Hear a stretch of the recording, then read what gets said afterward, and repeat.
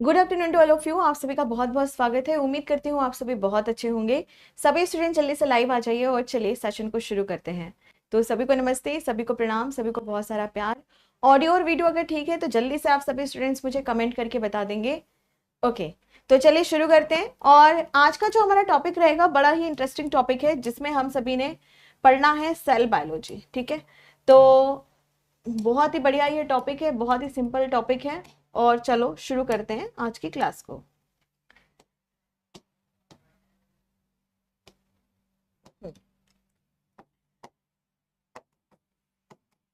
Cell biology,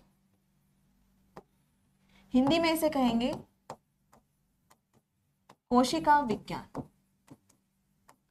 और बहुत सारी जगह इसके लिए आजकल एक नया शब्द का इस्तेमाल किया जाता है, साइटोलॉजी। साइटोलॉजी,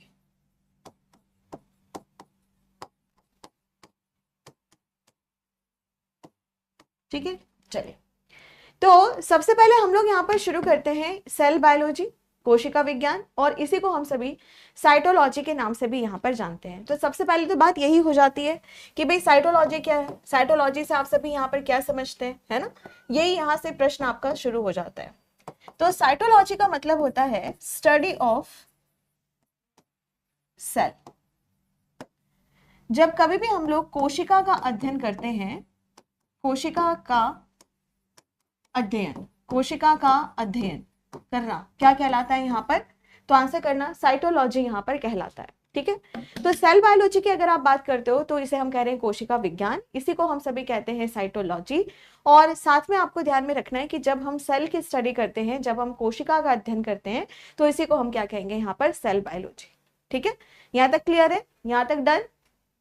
ओके, अब यहाँ पर ना सबसे पहले क्वेश्चन आता है कि भाई सेल क्या होता है। हम जब सेल बायोलॉजी पढ़ रहे हैं तो हमें ये भी तो पता होना चाहिए कि भाई सेल क्या होता है। ठीक है, तो चलो अब हम यहाँ पर ना सेल के बारे में भी थोड़ा सा समझते हैं कि सेल होता क्या है। सेल यानी कोशिका की अगर हम बात कर रहे हैं तो कोशिका होता क्या है। ठीक है, तो इसके हम सबसे पहले एक डेफिनेशन यहाँ पर तैयार करते हैं, और वो डेफिनेशन कुछ इस तरीके से होगी। The structural and functional unit of life, unit of life, Hindi में भी लिख लेते हैं इसको, जीवन की संरचनात्मक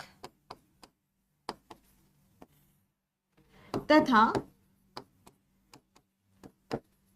कार्यात्मक इकाई। ठीक है, ओके। तो हम सभी ने यहाँ पर क्या देखा कि सेल बायोलॉजी को ही हम सभी साइटोलॉजी के नाम से यहाँ पर जानते हैं। ठीक है, साइटोलॉजी का मतलब क्या होता है, तो आप सभी को यहाँ ध्यान रखना है। साइटोलॉजी का मतलब होता है कोशिका का अध्ययन करना। क्या मतलब होगा यहाँ पर, कोशिका का अध्ययन करना। फिर यहाँ पर बात आती है कि भाई सेल क्या होती है, कोशिका यहाँ पर क्या होती है। तो आंसर करना है आप सभी को कि the structural and functional unit of the life, यानी जीवन की संरचनात्मक और कार्यात्मक इकाई।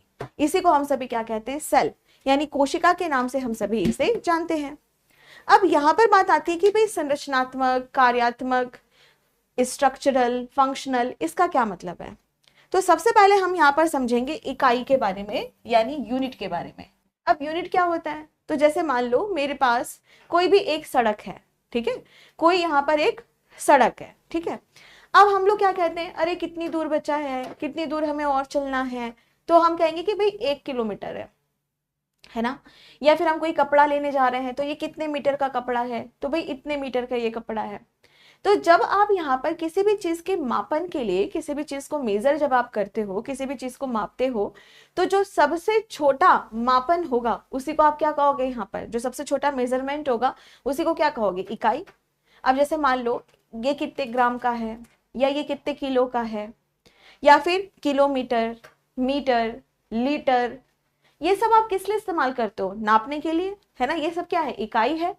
तो बिल्कुल उसी तरीके से अगर हम अपने जीवन के बारे में बात करते हैं, तो जीवन की इकाई क्या है, आपको कैसे पता चलेगा कि कोई भी यहाँ पर जीवित है, जीवन क्या है? तो आंसर करना है, हमें सेल से ही पता चलता है। उसकी स्ट्रक्चर, उसकी बनावट, उसकी संरचना, वो किस तरीके से काम यहाँ पर करती है, ये सारा सब कुछ हमें कैसे पता चलेगा? यूनिट से पता चलेगा। और हमारे जीवन की यूनिट क्या होती है? सेल यहाँ पर होती है। ठीक है, डन यहाँ तक? ओके। अब यहाँ पर ना हम आगे बढ़ते हैं। जब हम यहाँ पर सेल के बारे में बात करते हैं तो सबसे पहले पूछा जाता है कि सेल कितने प्रकार की होती है, सेल कितनी तरह की होती है। तो चलो इसको भी हम सभी यहाँ पर एक एक करके समझते हैं। ठीक है, चलिए ओके शुरू करें। ओके बच्चों, तो यहां पर शुरू करेंगे हम सभी। टाइप्स ऑफ सेल्स या टाइप ऑफ सेल, यानी कोशिका के प्रकार, कोशिका के प्रकार। चलिए अब शुरू करते हैं हम सभी यहां पर कोशिका के प्रकार। ठीक है, अब कोशिका के प्रकार की अगर आप यहां पर बात करो तो सबसे पहले बात आती है कि भाई ये बताइए कोशिका के प्रकार यहां पर क्या है। ठीक है, कोशिका कितने प्रकार की यहां पर होती है? तो आंसर करना, कोशिका 2 प्रकार की होती है। कितने प्रकार की होगी? 2 प्रकार की होती है। बहुत सिंपल है।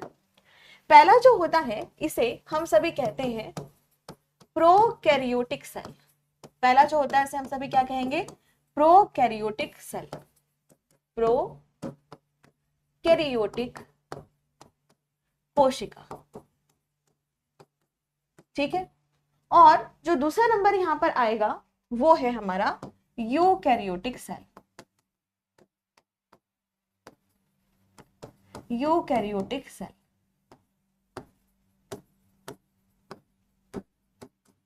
यूकैरियोटिक कोशिका। ठीक है, तो यहां पर हम सभी ने क्या देखा कि कोशिका की अगर आप बात करते हो, कोशिका 2 प्रकार की होती है। पहली होती है प्रोकैरियोटिक और दूसरी होती है यूकैरियोटिक। अब इन दोनों में क्या अंतर होता है, तो चलो इसको भी हम समझते हैं।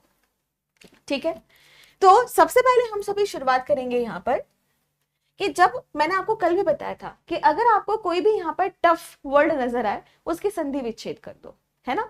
अब प्रोकैरियोटिक की हम संधि विच्छेद करते हैं।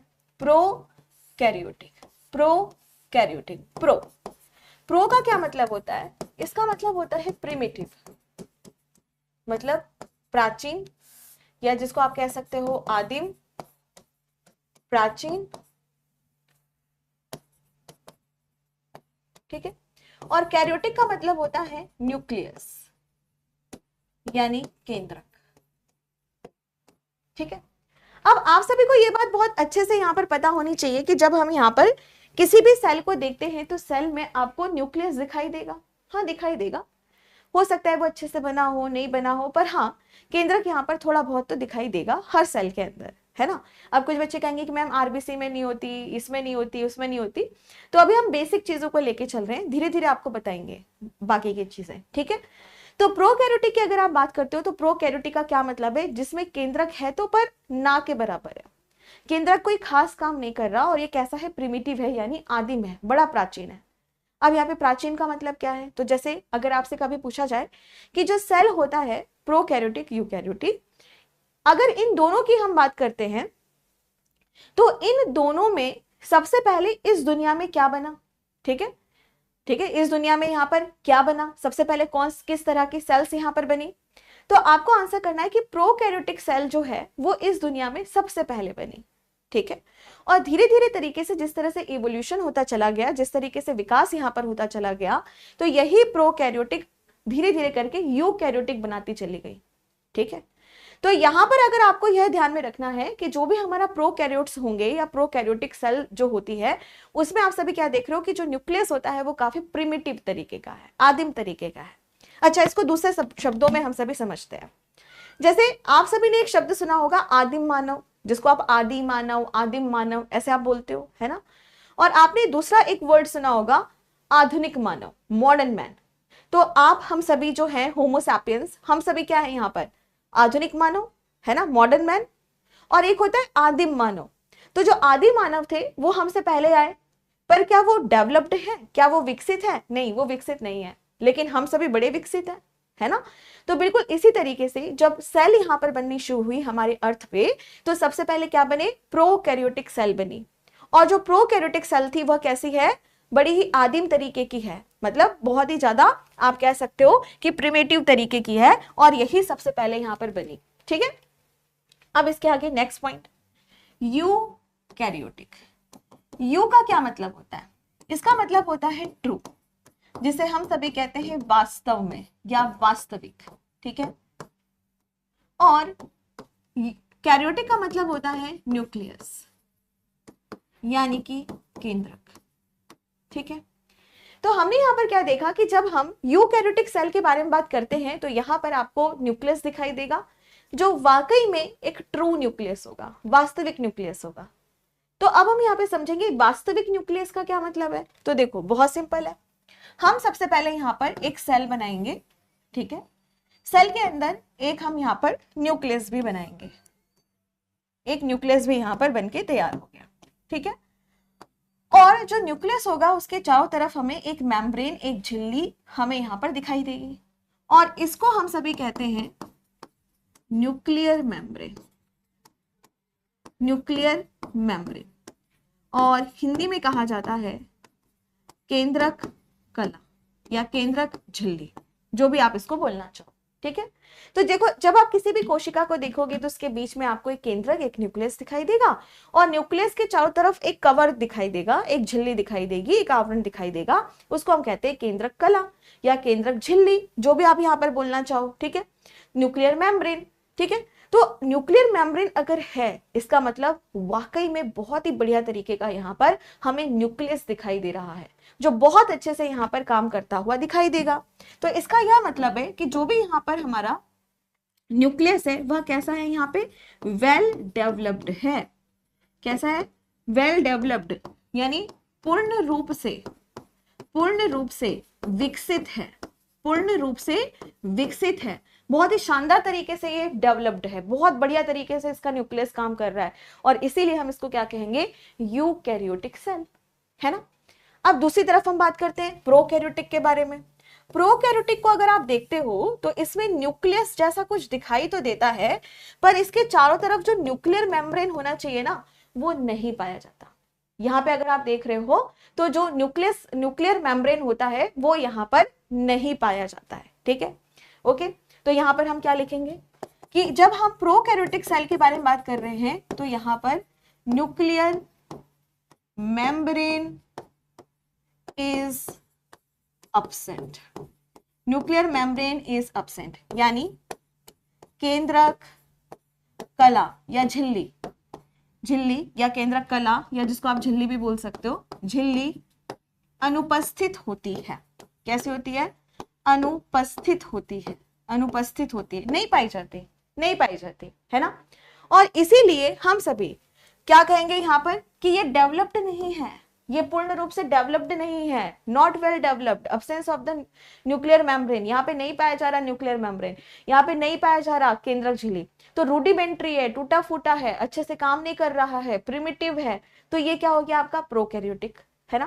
तो जब आप प्रोकैरियोटिक कोशिका के बारे में बात करते हैं, प्रोकैरियोटिक सेल के बारे में बात करते हैं, इसीलिए इसको क्या कहा जाता है, इमैच्योर सेल भी कह देते हैं, यानी अपरिपक्व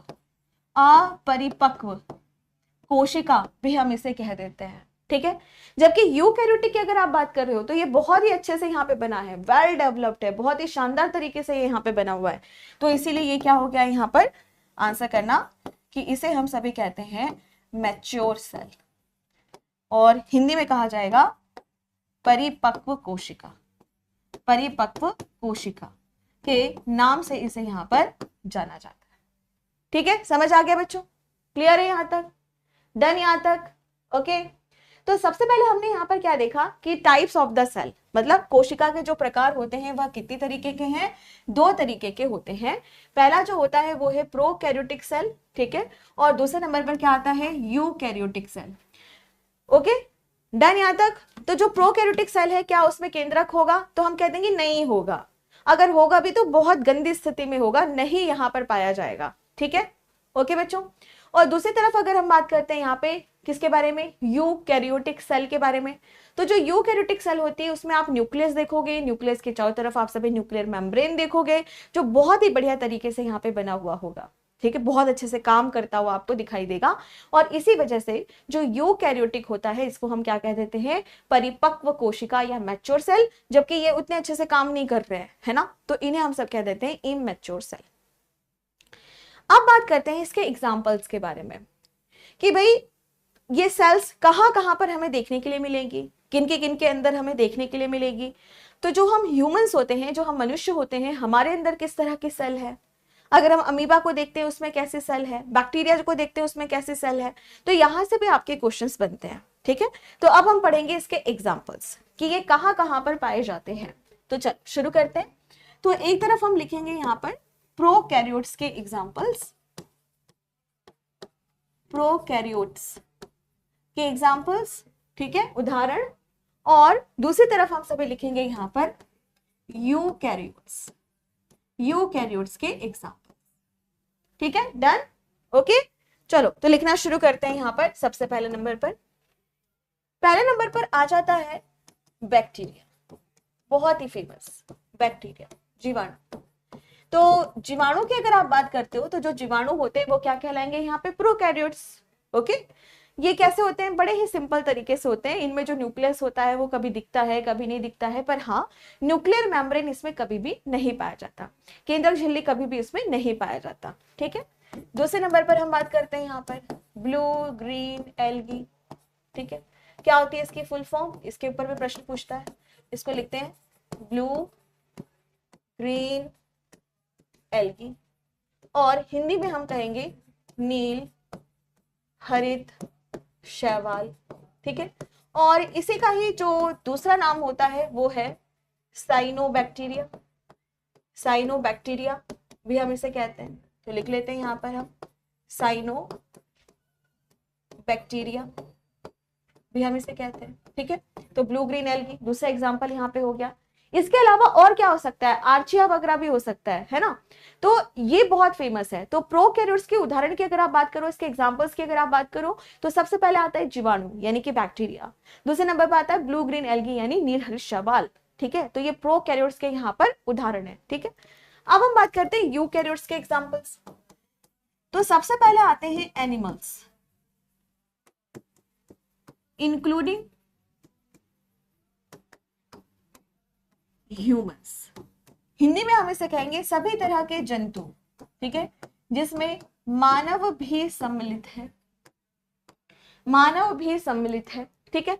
तो यहाँ पर आपको यह ध्यान में रखना पड़ेगा कि जो एनिमल्स होते हैं ना, जितने भी तरह के एनिमल्स, गाय भैंस बकरी कुत्ता गधा घोड़ा, ठीक है, इसके अलावा मछली सांप मेढक, ये सब के सब जितने भी एनिमल्स आपको देखने के लिए मिल रहे हैं वो सभी के सभी किस तरह के सेल के बने हैं, यूकैरियोटिक सेल के बने हैं।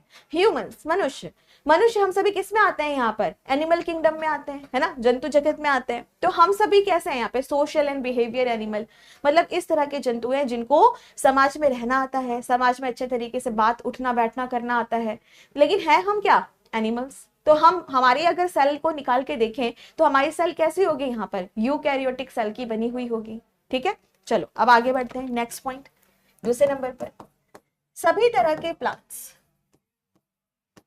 सभी तरह के पादप, है ना। अब कुछ बच्चे पूछते हैं कि मैम पादप मतलब पेड़ पौधे, पादप क्या होगा यहाँ पर, पेड़ पौधे, ठीक है।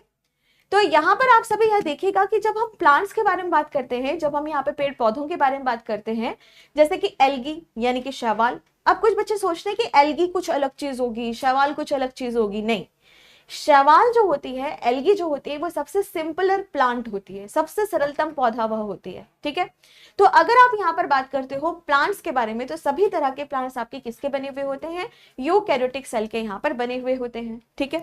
इसके अलावा तीसरे नंबर पर हम सभी देखेंगे यहाँ पर जैसे कि फंजाई, कवक, है ना। अब कवक क्या यहाँ पर होते हैं, तो सुनिए, अगर आप बात करते हो मशरूम के बारे में, ठीक है, मशरूम जिसकी सब्जी बनती है, सूप बना के भी कुछ लोग पीते हैं, मसाले में भी पड़ता है मशरूम, है ना। या फिर आप बात करो यहाँ पर जैसे रोटी हमारी रखी है, बहुत दिनों से ब्रेड रखी है, रोटी रखी है, खराब हो गई तो उसके ऊपर आप देखते हो कि फफूंदी सी उग जाती है ना। तो जब फफूंदी सी आप पे उग जा रही है, फफूंदी हो गया, मशरूम हो गया, ये सब क्या है, कवक यानी फंजाई। तो यह किस तरह की सेल के यहाँ पर बने हुए होते हैं, तो सीधे सीधे आंसर करना, यूकैरियोटिक सेल के ये यहाँ पर बने हुए होते हैं। हाँ, फंगस आप बोल सकते हो, फंजाई, फंजाई मतलब बहुत सारे, फंगस मतलब एक, है ना। इसके अलावा नेक्स्ट आगे बढ़ते हैं, चौथे नंबर पर, चौथे नंबर पर आता है प्रोटोजोअन्स, जिसको हिंदी में हम सभी प्रोटोजोआ कहते हैं। क्या कहते हैं, प्रोटोजोआ कहते हैं। अब ये प्रोटोजोआ क्या होते हैं, तो जैसे अगर आप प्रोटोजोआ के बारे में बात करो तो आपके amoeba, paramecium, euglena, Plasmodium, trypanosoma, है ना, इन सब की अगर आप बात करते हो तो ये सभी क्या कहलाते हैं, प्रोटोजोआ, प्रोटोजोअन्स, इंग्लिश में प्रोटोजोअन्स, हिंदी में प्रोटोजोआ के नाम से हम इसे यहाँ पर जानते हैं। ठीक है, तो आपसे कई बार एग्जाम में यहाँ पर पूछता है कि भाई ये बताओ कि जो बैक्टीरिया है वह किस तरह की सेल का बना है, ब्लू ग्रीन एल्गी किस तरह की सेल का बना है, आंसर प्रोकैरियोटिक सेल का यह बना हुआ होता है। ठीक है, और दूसरे नंबर पर अगर आपसे पूछा जाए कि यह बताइए कि जो यूकैरियोटिक सेल है उसके क्या क्या उदाहरण हैं, तो जितने भी एनिमल्स हैं वो सभी यूकैरियोटिक सेल के बने हैं, जितने भी प्लांट्स हैं वो सभी यूकैरियोटिक सेल के बने हैं, जितने भी फंजाई हैं वो सभी क्या बने हैं, यूकैरियोटिक सेल के बने हैं, जितने भी प्रोटोजोआ हैं वो सभी यूकैरियोटिक सेल के बने हैं। तो चाहे वो अमीबा हो गया, पैरामीशियम हो गया, प्लाज्मोडियम हो गया, ट्रिप्नोसोमा हो गया, ये सभी किसके एग्जाम्पल हैं, प्रोटोजोआ। तो प्रोटोजोआ किसके अंदर आ रहा है, यूकैरियोट्स, बस खत्म। ठीक है, तो हमने यहां पर क्या देखा, प्रोकैरियोटिक और यूकैरियोटिक में डिफरेंस। ठीक है, जब हम सेल बायोलॉजी पूरी पढ़ लेंगे तो एक बार फिर से हम और डिफरेंसेस देखेंगे, पर जो बेसिक डिफरेंस है वो यही है। ठीक है, अभी और भी डिफरेंसेस है, पर वो कब पढ़ना होगा, जब हम सेल बायोलॉजी पूरी खत्म कर लेंगे, तब एक बार फिर से हम उसको पढ़ेंगे। ठीक है, पर ये बेसिक अंतर होता है, इसलिए इसको मैंने पहले यहां पर बताया। ठीक है, अब चलो और एक और इंटरेस्टिंग बात हम पढ़ेंगे यहां पर आगे। सभी को समझ आ रहा है ना, सभी को बढ़िया से समझ आ रहा है, थम्स अप कर दो, सभी को समझ आ रहा है। ठीक है, बहुत बढ़िया।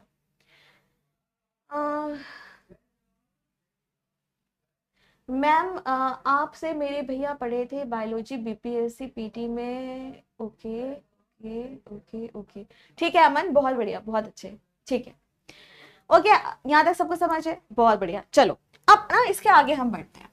अब हम बात करते हैं यहाँ पर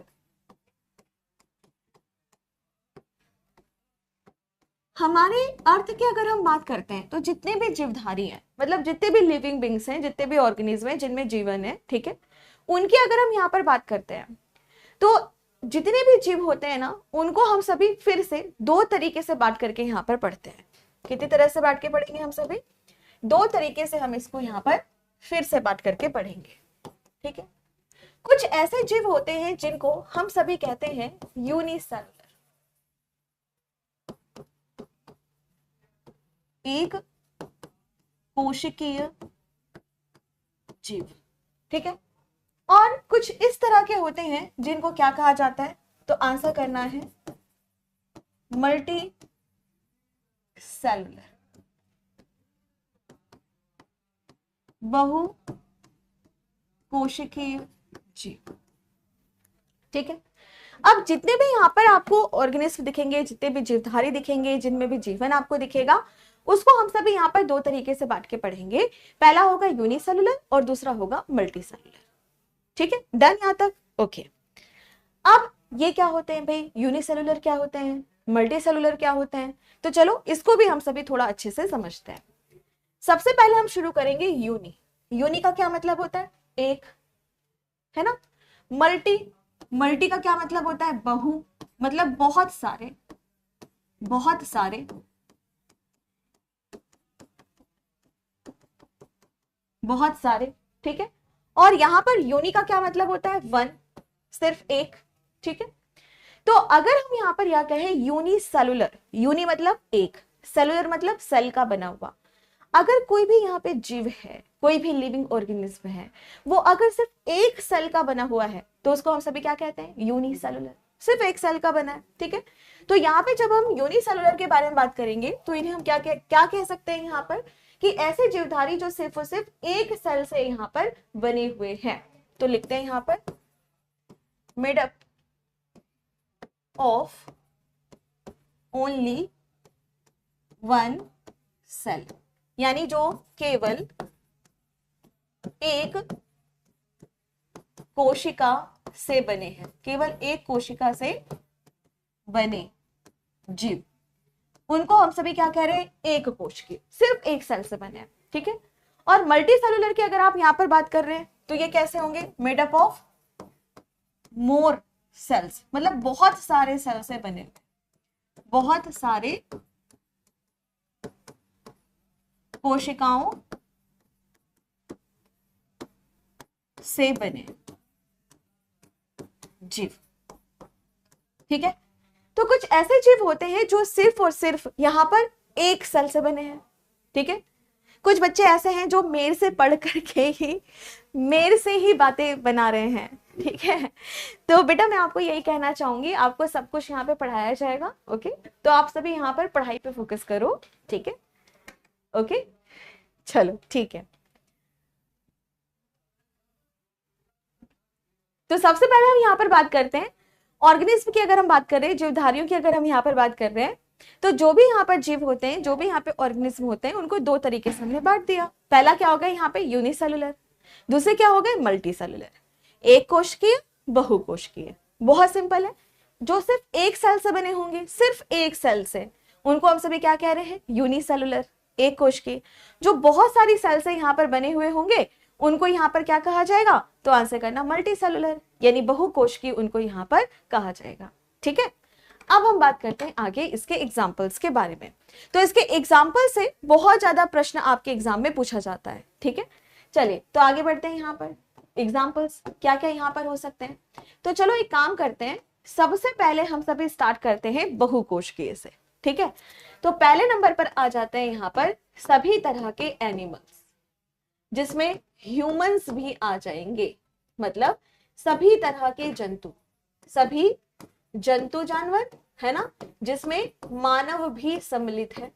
तो अगर आप मानव के बारे में बात करते हो, ह्यूमंस के बारे में बात करते हो, तो जो ह्यूमंस होते हैं, जो मनुष्य होते हैं, वो कैसे हैं, बहुत सारी सेल के बने हुए हैं, है ना, बहुत सारी सेल से हम सभी यहाँ पर बने हुए हैं।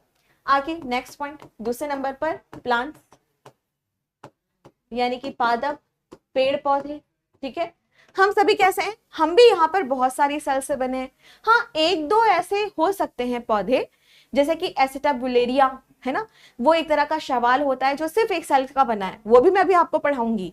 लेकिन अधिकांशता 99.99% अगर आप देखो तो जितने भी पेड़ पौधे होते हैं वो सभी मल्टी सेलुलर में ही रखे जाएंगे। तो अगर क्वेश्चन आपसे पूछा जाए कि भाई जो पेड़ पौधे होते हैं वह कैसे होंगे, तो आंसर करना मल्टी सेलुलर ही होते हैं, ठीक है। डन यहां तक, ओके। अब इसके बाद तीसरा नंबर, सभी तरह के फंजाई, सभी तरह के कवक, सभी तरह के कवक किसमें रखे जाएंगे, मल्टी सेलुलर। लेकिन यहां पर आपको लिखना होगा एक नोट। क्या नोट लिखना होगा यहां पर, तो चलो समझते हैं। यहां पर हम बात करते हैं ईस्ट के बारे में, ईस्ट के बारे में, जिसको हम सभी खमीर के नाम से भी जानते हैं, ठीक है। तो अगर आप यहाँ पर जितने भी कवक को देखते हो, सभी के सभी जो कवक होते हैं, सभी के सभी कवक वो कैसे होते हैं, मल्टी सेलुलर, बहुकोशिकीय। लेकिन यहाँ पे ना एक ईस्ट नाम का, एक खमीर नाम का कवक आता है, ये बेचारा कैसा होता है, ये होता है यूनिसेलुलर, सिर्फ ये होता है यूनिसेलुलर, एक कोशिकीय। बाकी सभी तरह के जो आप ईस्ट देखते हो, या सभी तरह के जो बाकी आप कवक यहाँ पर देखते हो, वो सभी के सभी कैसे होते हैं, बहुकोशिकीय होते हैं, ठीक है। अब मैम ईस्ट क्या होता है, ये भी मन में आ रहा होगा। तो देखो, जलेबी खाते हो, कौन कौन बच्चा जलेबी खाता है, ठीक है। तो जलेबी खा रहे हैं हम, डोसा खाते हैं, इडली खाते हैं, खमन खाते हैं, या फिर ढोकला खाते हैं, या फिर और क्या खा सकते हो, ब्रेड खाते हैं, बिस्किट्स खाते हैं, पेस्ट्री खाते हैं, केक खाते हैं, राइट। तो इन सभी में क्या इस्तेमाल किया जाता है, जो भी हम यहाँ पर पेस्ट बनाते हैं ना, मतलब जैसे इडली बनानी है, हमने पेस्ट बनाया कि उसमें चावल हमने डाला, उड़द की दाल, शायद कुछ लोग सूजी वगैरह भी डालते हैं, रवा वगैरह, थोड़ी देर के बाद क्या देखते हो, इस तरह से फूल जाता है, ठीक है। फिर उसका पेस्ट हम बना देते हैं फटाफट से, इडली डोसा जो भी आपको बनाना है, केक पेस्ट्री जो भी, सबका अपना अलग सामान रहता है। तो उसमें क्या किया जाएगा कि जब आप घर पे बना रहे हो, थोड़ा सा बना रहे हो 4 लोगों के लिए, 3 लोगों के लिए, या चलो बहुत बड़ा परिवार है तो 8 लोगों के लिए हम बना रहे हैं, लेकिन मान लो अगर हमें दुनिया भर के लोगों को खिलाना है तो हम क्या करेंगे, यहाँ पे उसकी फैक्ट्री लगाएंगे ना। अब उसमें हम इतना इंतजार तो करेंगे नहीं, तो उस टाइम पे हम क्या करते हैं यहाँ पर कि जो ईस्ट होता है, जो खमीर होता है, उसका इस्तेमाल करते हैं। ठीक है, छोले भटूरे के भटूरे वगैरह ये सब जो बनते हैं। ठीक, तो जब हम यहाँ पर ईस्ट के बारे में बात करते हैं तो ये किण्वन की प्रक्रिया कर देता है, फर्मेंटेशन कर देता है, मतलब चीजों को फुला देता है। तो वहां पर आप ईस्ट का प्रयोग करते हो। तो ईस्ट क्या है, तो आंसर करना, ये एक तरह का कवक होता है, एक तरह का फंजाई होता है, पर कैसा होगा, यूनिसेलुलर। लेकिन अगर आप मशरूम के बारे में बात कर रहे हो, आप फफूंदी के बारे में बात कर रहे हो, तो वो क्या है, वो भी तो कवक है, लेकिन वो सभी कैसे हैं, मल्टी सेलुलर, बहुकोशिकीय। आपको सिर्फ इतना ध्यान रखना है कि सभी तरह के कवक, सभी तरह के फंजाई कैसे होंगे, बहुकोशिकीय। लेकिन ईस्ट यानी खमीर एक इस तरह का फंजाई है जो कि यूनिसेलुलर होता है, और ये इंपॉर्टेंट है, यहां से क्वेश्चन आपका पूछा जाता है और हमेशा पूछा जाएगा। ठीक है, तो यहाँ पे हम क्या करेंगे, एक बढ़िया से स्माइली बना देते हैं क्योंकि ये इंपॉर्टेंट है। ठीक है, चलो बच्चों अब आगे बढ़ते हैं नेक्स्ट पॉइंट की तरफ। अब जब आगे हम यहां पर बढ़ेंगे तो नेक्स्ट आपका आता है चौथा नंबर। तो हमने क्या देखा, एनिमल हो गया, ठीक है, सभी तरह के पादप हो गए, सभी तरह के कवक यहां पर आ गए, ईस्ट उधर आ गया। ठीक है, चलो यहां तक डन, समझ आ गया सभी को, ओके। अब इसके आगे हम नेक्स्ट पॉइंट की ओर यहां पर बढ़ते हैं और आगे चलेंगे एक कोशिकीय जीव के एग्जांपल्स के बारे में। ठीक है, पहला बैक्टीरिया, सो कॉल्ड फेमस जीवाणु। दूसरे नंबर पर ब्लू ग्रीन एल्गी, है ना, तो ये मैंने आपको फुल फॉर्म पहले ही लिखवा दी है, ब्लू ग्रीन एल्गी, नील हरित शैवाल, ओके, जिसको हम साइनोबैक्टीरिया भी बोलते हैं। ठीक, अब तीसरा नंबर, अब यहां पे बड़ा ही खतरनाक तरीके से आएगा प्रोटोजोअस। प्रोटोजोआ है ना, इंटरेस्टिंग बात कि प्यारे बच्चों प्रोटोजोआ जो होता है वह यूकैरियोटिक सेल का बना होता है, पर कैसा होगा, यूनिसेलुलर, एक कोशिकीय होता है। फॉर एग्जाम्पल, मैं एग्जाम्पल भी लिख देती हूँ यहाँ पे, कुछ बच्चे बड़े परेशान हैं, तो जैसे कि अमीबा,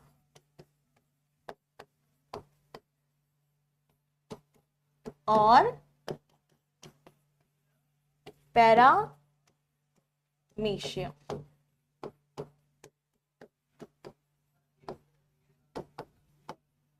और यूग्लिना।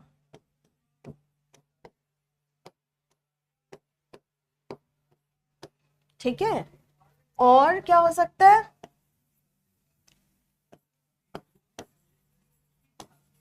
प्लाज्मोडियम।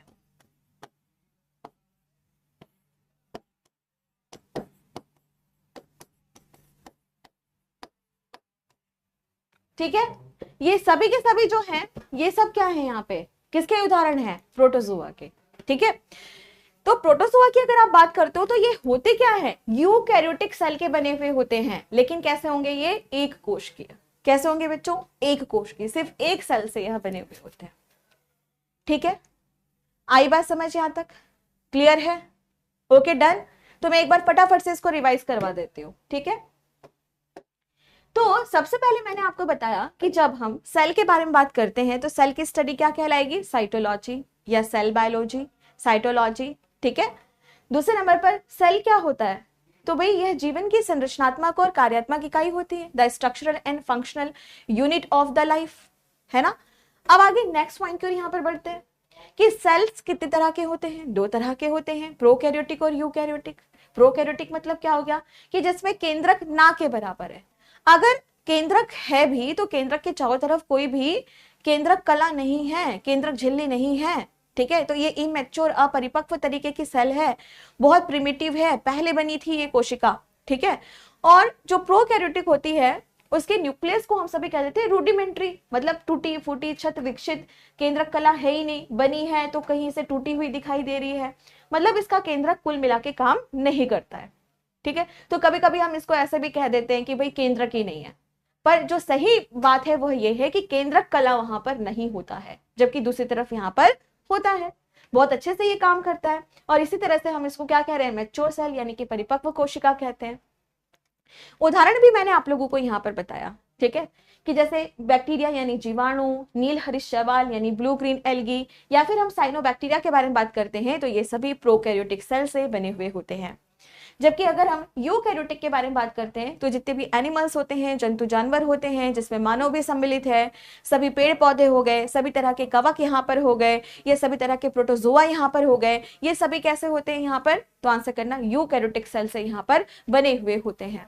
ठीक है, क्लियर है बच्चों यहाँ तक? ओके, अब आगे नेक्स्ट पॉइंट की ओर यहाँ पर बढ़ते हैं, आगे चलते हैं। आगे जब हम यहाँ पर बढ़ते हैं तो बात आती है कि भाई जितने भी जीवधारी यहाँ पर होते हैं, जितने भी यहाँ पर लिविंग बींग्स होते हैं, जिसमें भी यहाँ पर जीवन आपको दिखाई देता है, उनको हम सभी यह देखेंगे कि वह सिर्फ एक सेल से बने हैं या फिर वो बहुत सारी सेल से बने हैं। तो आंसर करना कि जब हम जीवधारियों को देखते हैं, अगर वो सिर्फ एक सेल से बने हैं, सिर्फ एक सेल से बने हुए हैं, तो उनको क्या कहा जाएगा, यूनिसेलुलर, एक कोशिकीय, जैसे बैक्टीरिया, जैसे ब्लू ग्रीन एल्गी, जैसे प्रोटोजोआ, है ना। जबकि दूसरी तरफ बहुकोशिकीय मल्टी सेलुलर का क्या मतलब है, जो बहुत सारी सेल से बने हैं, बहुत सारी कोशिका से बने हैं। ठीक है, जैसे सभी तरह के एनिमल्स, ह्यूमंस, और सभी तरह के प्लांट्स, सभी तरह के फंजाई यानी कि कवक, इन सभी की अगर आप बात करते हो तो ये सभी कैसे हैं, बहुकोशिकीय। लेकिन अगर आप ईस्ट के बारे में बात करते हो ना, तो ईस्ट यानी खमीर एक इस तरह का कवक होता है, एक इस तरह का फंजाई होता है, ठीक है, जो सिर्फ और सिर्फ एक सेल का बना हुआ होता है। तो ये इंपॉर्टेंट है, मोस्ट इंपॉर्टेंट है, यहाँ से काफी प्रश्न पूछता है। ओके, अब यहाँ पर एक बच्चे ने पूछा है कि मैम ह्यूमन बीइंग में ही प्रोकैरियोटिक और यूकैरियोटिक सेल एग्जिस्ट करती है ना मैम? गलत। आकाश, बिल्कुल गलत। बच्चा, मैंने आपको क्या बताया कि जो ह्यूमंस होते हैं वह यूकैरियोटिक सेल से बने हैं।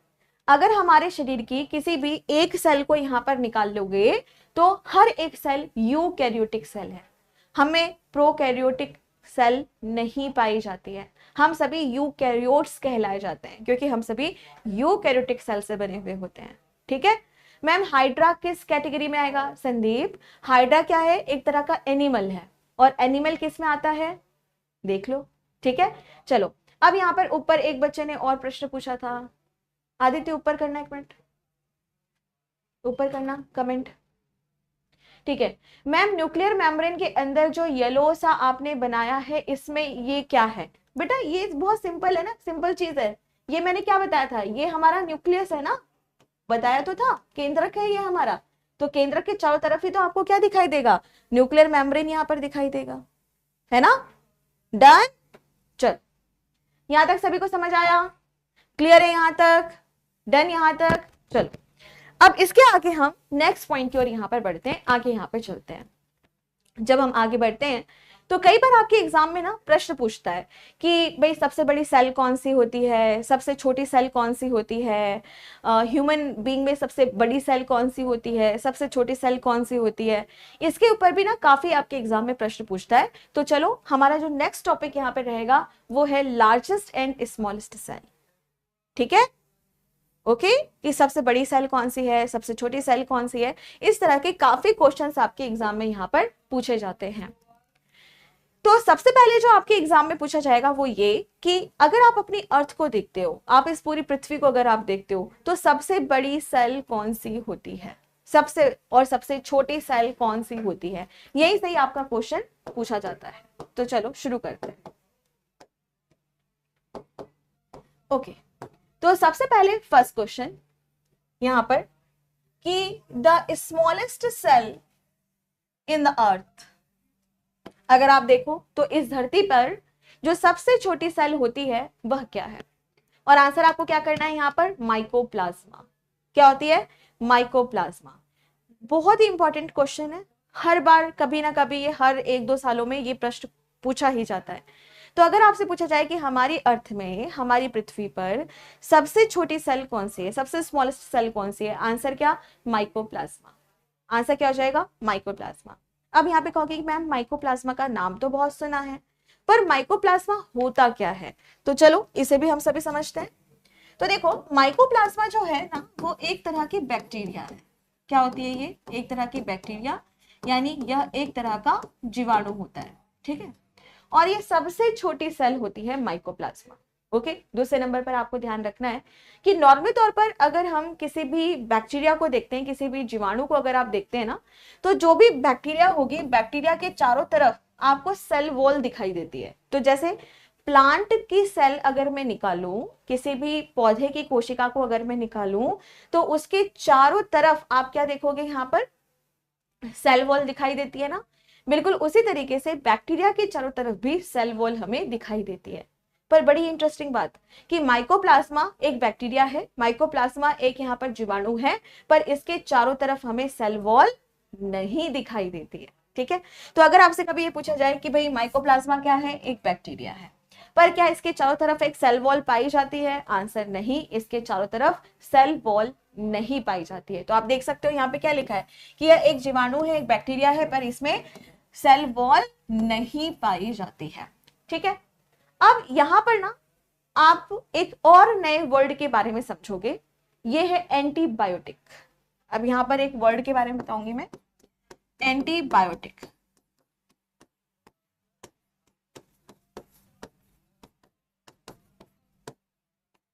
इसी को हम सभी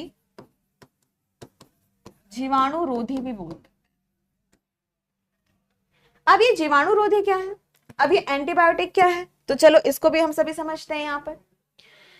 तो देखो बच्चों, मान लो कि कभी हम बीमार हुए और हम डॉक्टर के पास यहाँ पर पहुंचे, है ना। जब हम डॉक्टर के पास यहाँ पर पहुंचे तो हमने कहा कि अरे हमें तो बड़ी प्रॉब्लम हो रही है, हमें तो फीवर भी आ रहा है, देखो हमें क्या हो गया। तो जो डॉक्टर होते हैं वो सबसे पहले आपको क्या देते हैं? यहाँ पर एंटीबायोटिक दवाई देते हैं। एंटीबायोटिक क्या है? एक इस तरह की दवाई होती है जो कि बैक्टीरिया को मारने का काम करती है ना। सबसे पहले आपको क्या दिया जाता है? एंटीबायोटिक दिया जाता है कि भाई ये खा लो, ताकि अगर कोई बैक्टीरियल इन्फेक्शन है तो वो ठीक हो जाएगा, है ना। अब इसके पीछे भी बहुत बड़ी हिस्ट्री है अलेक्जेंडर फ्लेमिंग की, जिन्होंने क्या किया था? पेनिसिलिन नाम की पहली एंटीबायोटिक बनाई थी। तो वो सब हम बाद में पढ़ेंगे, अभी हम फोकस करेंगे यहाँ पर माइकोप्लाज्मा के ऊपर, है ना। तो माइकोप्लाज्मा क्या है? एक प्रकार की बैक्टीरिया है। ये हमारे अर्थ की, हमारे वर्ल्ड की सबसे स्मॉलेस्ट सेल है, सबसे छोटी यह कोशिका होती है। यह एक बैक्टीरिया होती है। इस बैक्टीरिया में सेल वॉल नहीं पाया जाता, ठीक है। अब हम बात करते हैं एंटीबायोटिक। एंटीबायोटिक एक ऐसी दवाई होती है जिससे बैक्टीरिया को मारा जाता है। पर बड़ी ही इंटरेस्टिंग बात यह है कि किसी भी एंटीबायोटिक से हम सभी इस बैक्टीरिया को नहीं मार सकते। किसको? माइकोप्लाज्मा को। क्यों नहीं मार सकते भाई? ये भी तो क्वेश्चन आ रहा होगा दिमाग में कि जब एंटीबायोटिक से सभी बैक्टीरिया मर जाती हैं तो माइकोप्लाज्मा क्यों नहीं मरती है? तो आंसर करना है, इस वजह से नहीं मरती क्योंकि जो एंटीबायोटिक होता है ना वो डिजाइन किया जाता है। कोई भी दवाई डिजाइन की जाती है, दवाई जब बनाई जाती है तो किस हिसाब से बनाई जाती है एंटीबायोटिक? कि हमें जिस भी बैक्टीरिया को मारना है उसकी सेल वॉल कैसी है, तो हम सेल वॉल को क्या कर देंगे? तोड़ देंगे, ताकि जो बैक्टीरिया है वो ऑटोमेटिकली मर जाएगी। लेकिन यहाँ पर क्या दिक्कत है? यहाँ पर यह दिक्कत है कि इस बैक्टीरिया में तो सेल वॉल है ही नहीं, ठीक है। तो अगर आपसे कभी ये पूछा जाए कि ये बताओ कि माइकोप्लाज्मा किसी भी एंटीबायोटिक दवाई से नहीं मरती, ऐसा क्यों? तो आंसर करना कि एंटीबायोटिक से बैक्टीरिया की सेल वॉल को डिस्ट्रॉय किया जाता है, नष्ट किया जाता है, ताकि बैक्टीरिया मर जाए। लेकिन जब हम माइकोप्लाज्मा को देखते हैं तो माइकोप्लाज्मा में तो सेल वॉल होती ही नहीं है। इसी वजह से कोई भी एंटीबायोटिक इसको नहीं मार पाती है और इसीलिए हमें दूसरी तरह की दवाइयां लेनी पड़ती है, ठीक है। डन यहां तक? चलो अब इसके आगे नेक्स्ट पॉइंट की ओर यहां पर हम बढ़ते हैं। आगे हम बढ़ते हैं कि जो भी माइकोप्लाज्मा होता है इसका साइज कितना होता है। तो आंसर करना 0.1 से 0.5 मिलीमीटर। लेकिन एग्जाम में साइज के ऊपर कोई खास प्रश्न नहीं पूछता है। प्रश्न कहां से पूछेगा? तो आंसर करना, प्रश्न फिर पूछता है यहां से, यहां से, ठीक है। तो कहेगा पीपीएलओ किसे कहते हैं? आंसर करना, माइकोप्लाज्मा को ही पीपीएलओ कहते हैं। और फिर आपसे पूछेगा पीपीएलओ की फुल फॉर्म बताइए। तो आंसर क्या करना? पीपीएलओ की फुल फॉर्म होती है प्लूरो निमोनिया लाइक ऑर्गेनिज्म। क्या होती है इसकी फुल फॉर्म यहाँ पर? तो आंसर करना, pleuro pneumonia like organism. Ma'am क्या ये हार्मफुल होता है बॉडी के लिए? यस। अगर आप माइकोप्लाज्मा के बारे में बात करो तो ये निमोनिया नाम का रोग देती है। बैक्टीरिया है ना, तो खतरनाक बैक्टीरिया है ये तो, ठीक है। पर इसके लिए फिर दूसरी तरह की मेडिसिन चलती हैं हम, लेकिन एंटीबायोटिक से इसको नहीं मार सकते हैं, ठीक है। और माइकोप्लाज्मा को ही क्या कहा जाता है, पीपीएलओ कहा जाता है। और पीपीएलओ की फुल फॉर्म क्या होती है, प्लूरो निमोनिया लाइक ऑर्गेनिज्म, ठीक है। और साथ में आपको यह भी ध्यान रखना है कि पीपीएलओ की फुल फॉर्म के ऊपर प्रश्न पूछा गया है, तो ये है आपका इंपॉर्टेंट, ओके। दूसरे नंबर पर माइकोप्लाज्मा को हम सभी कहते हैं जोकर ऑफ एनिमल किंगडम, इसको हम सभी जोकर भी कहते हैं। आप सभी ने जोकर देखा है, जोकर कैसा होता है, जोकर देखा है कभी, जोकर देखा है, ठीक है। तो पहले ना सर्कस चलते थे, अभी भी चलते हैं, पर भारत में अब धीरे धीरे करके लोग ये सब चीजें नहीं कर रहे हैं, ठीक है।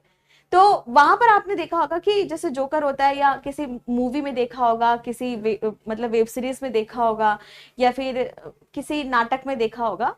तो जो भी जोकर होते हैं ना, वो क्या करते हैं, अपने फेशियल एक्सप्रेशंस को बड़ा चेंज करते हैं, कभी हंस रहे हैं, कभी मुस्कुरा रहे हैं, कभी रूठ जाएंगे, कभी रोने लगेंगे, कभी गुस्सा दिखाने लगेंगे, है ना। तो वो अपने फेशियल एक्सप्रेशन को, अपने चेहरे का जो भाव रहता है उसको क्या करते रहते हैं, यहाँ पर चेंज करते रहते हैं, करते रहते हैं ना यहाँ पर, है ना। तो बिल्कुल इसी तरीके से जब हम बात करते हैं माइकोप्लाज्मा के बारे में, तो माइकोप्लाज्मा कभी ऐसे दिख रहा है, कभी ऐसे दिख रहा है, कभी ऐसे दिख रहा है। मतलब आप क्या देख रहे हो कि ये अपने फेस को चेंज कर रहे हैं, या कह सकते हो अपने शेप को चेंज कर रहे हैं, ठीक है।